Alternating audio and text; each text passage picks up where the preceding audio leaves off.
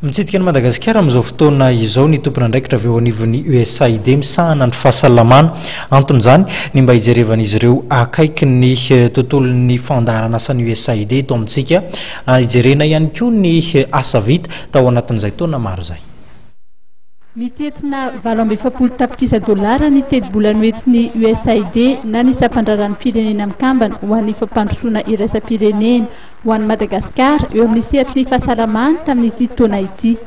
Mandalo eto Madagasikara amin'izao ny tompon'andraikitra ambony avy eo anivon'ny Usaid mba ahafantarana misimisy kokoa ny fandaharan'asan'ny Usaid Madagasikara.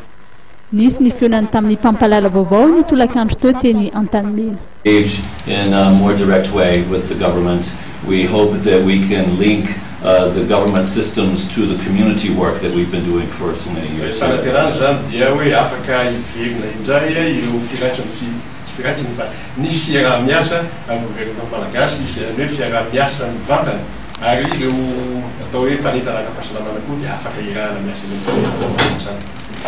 Raha ny fantatra dia nisy ny fionan'ny reto solontenan'ny Usaid tamin'ny praiminisitra lehiben'ny gouvernement taomany izay sady ministry ny fahasalamana.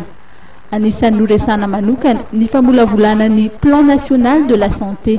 Manomboka rapitso raha ny voalazany dia isy ny fidinany any amin'ny faritry mena be ary hitsidika ihany koa ny fitoerana misahana ny fanabeazanaizan'ny Maristops sy ireo klinikan'ny PSI ary ny projet Maef izy ireo. Madagasikara moa dia anisan'ireo firenena 420 ahitana tahapahafatesana betsaka indrindra eo amin'ny reny sy ny zaza izay iasan'ny Usaid.